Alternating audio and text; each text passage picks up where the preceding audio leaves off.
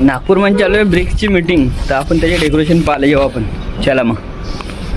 घेतला हेल्मेट आणि लागलो रस्त्यानं. रस्त्याने जाता जाता दिसला मला एक हा मॉलाचा आहे ना, झुडिओ क्रोमा वगैरे, ते पाहून समोर गेलो तर दिसला बॅनर. त्या बॅनरवर लिहिलं होतं वेलकम टू महाराष्ट्र. इथून झाली तयारीची सुरुवात. हा पहिला बॅनर. त्याच्यानंतर दिसली लाइटिंग. तर ही लाइटिंग आहे एअरपोर्ट मेट्रो स्टेशनवरची, ही रंगीबेरंगी लाइटिंग.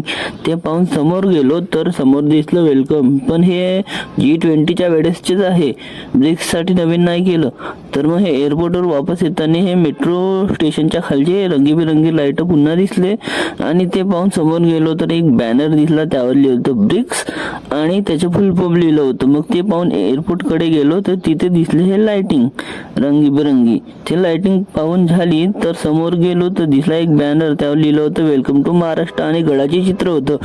त्यानंतर आणखी एक दिसला बॅनर, त्यावर लिहिलं होतं welcome to tiger city Nagpur आणि नंतर वेलकम टू इंडिया आणि नंतर हे असे लावलेले धतुरे. ते पाहून मग समोर गेलो तर दिसलं हे पुलाखालच्या पुराणावालं हे G20च्या वेळेस लावलेलं. काही नवीन काही तेवढं डेकोरेशन केलं आहे नाही ब्रिक्सच्या मीटिंगसाठी, तर थोडंफार केलं आहे आणि पडदे उडदे लावले आहे, पण ते पडदे दाखवायच्या कंडिशन